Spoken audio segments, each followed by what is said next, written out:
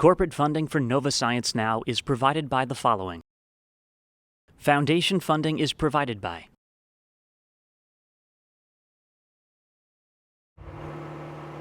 As we travel around by car, we expect the bridges we have to cross to be safe and secure.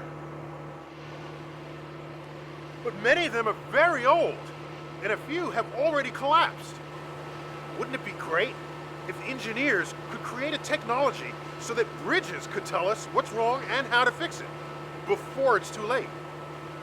Correspondent Peter Standring reports on efforts to prevent another tragedy like the one that happened in Minneapolis not long ago. Minneapolis 911. The bridge collapsed. People are stopped up on 35. The whole bridge fell into the river. At the end of rush hour on a hot summer day in Minneapolis, Minnesota, a major bridge over the Mississippi River suddenly collapsed. I think there could be people trapped in cars. In the river, there are cars sinking and people in their cars. We know, ma'am. Everyone's on the way. Over 100 cars fell with the bridge. Among them, a community center school bus carrying 54 children. And then all of a sudden, out of nowhere, it was just this big drop. We'd all hit our heads, come back down, hit our heads, come back down. You just heard kids screaming. Oh my God, what happened? What happened? The disaster killed 13 people and seriously injured over 100 more. And if this bridge collapsed, what about all the others like it across the country? We have 76,000 structurally deficient bridges in the United States. That's almost 2.5 times as many as we had 20 years ago.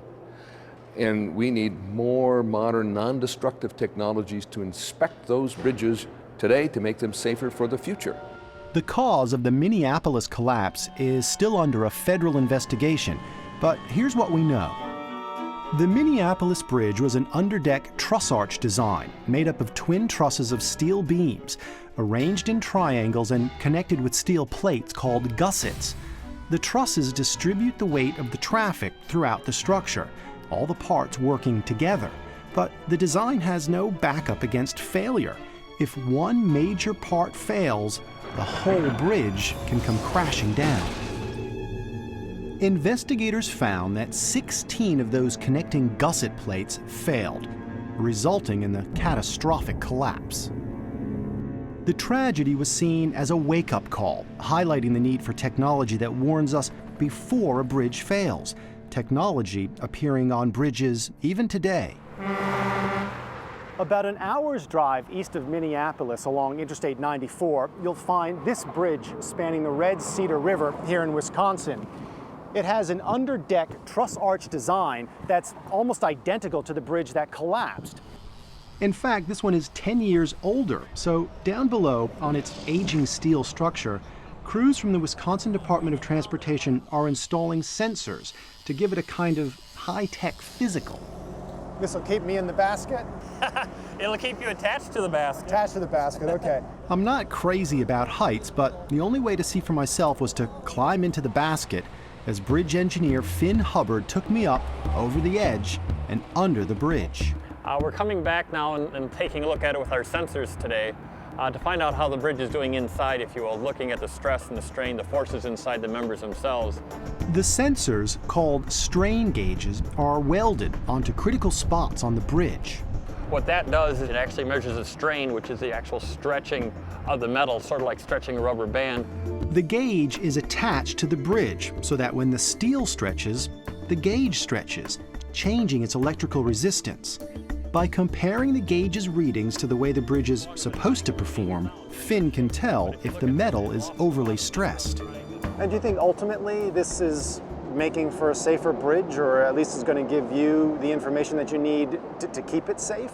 I think what it's going to do is give us that added measure of insurance that the bridge is behaving the way our computer model back in the office is saying it is. But strain gauges have serious limitations. They can only give you one type of information at one spot on the bridge, and they can't warn you of an imminent collapse. If we could only probe deep inside an old bridge's inner structure to find out which are in danger and which are sound, well, it turns out we can. the same way that submarines detect other boats, using the echoes of sound waves, or sonar. At the University of California, San Diego, they're using a kind of sonar technology to find cracks in bridges. They're called piezoelectric sensors, and they can both send and receive high-frequency tones right through a bridge.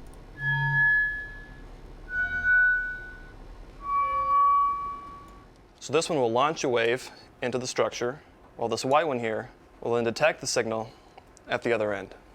The wave is ultrasonic, so Eric's computer converts the signal so that we can hear it. All right, so what we have here is our signal that we received on the healthy structure plate. And if we downshift that ultrasonic signal to the audible range, this is what we hear. Very nice, clear tone.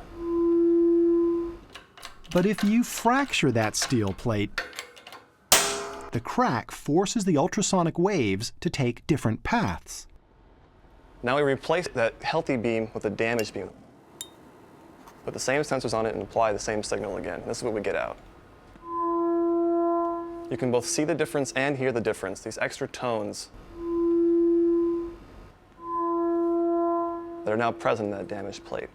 So how would that work on a bridge? You can place a bunch of these devices around trouble spots like gusset plates, and then have them ping each other in different combinations, probing for problems such as cracks in the structure. What we do is we deploy arrays of these, many of these on a structure, and then we launch waves and we listen. The idea then becomes, if you keep doing that test and a crack has developed, maybe corrosion has occurred, a bolt is coming loose, or the signature that we're detecting is going to fundamentally change. But the ideal technology would not only probe for damage and signal its location, it would literally show you where it's broken. At the University of Michigan, researchers have developed a nanotech skin that could one day cover and monitor bridges 24/7. Here, they've successfully tested a coating that, when stimulated with an electric current, senses damage beneath its surface. And the secret of the sensing skin is the new wonder material of nanotechnology, carbon nanotubes. Carbon nanotubes are microscopic tubes of carbon atoms that join up under extreme temperatures. Many times stronger and lighter than steel, carbon nanotubes are also amazing conductors of electricity. And it's the electrical properties of these tiny tubes that make the sensing skin possible. The honor is all yours, Peter. Breaking the skin, here we go. Excellent. To test the system, Professor Jerry Lynch let me punch holes through a steel plate covered with nanotech skin. So with your incredible strength, you can see that you punctured all the way through the plate. The electricity passing through the skin creates a high-resolution map on a computer, providing a visual representation of the puncture holes. So the magnitude of damage would be correlated to the color coding that we have here on our images. The skin could be sprayed or glued over critical bridge components. When damage starts to form, the skin's electrical current is forced to flow in different directions, change that a computer reads and displays as damage. And by altering the chemistry, different layers of the skin can be made to detect different types of damage. Deformation, cracks, corrosion, all at the same time, catching threats before they become dangerous. Could you envision, a bridge engineer sitting in his office monitoring the well-being of a structure through a system like this? Yes, that's one of the beauties of this particular technology, is how self-evident damage appears in these images. Within months of the Minneapolis collapse, construction on a replacement bridge is already underway. This bridge is a big responsibility for restoring confidence. We expect our bridges to be safe and to get us where we need to be every day. The new bridge is being built of high-density concrete, and its design includes multiple backups against failure, and what's promised to be a state-of-the-art sensor system. The main concept is to have many different technologies working in concert.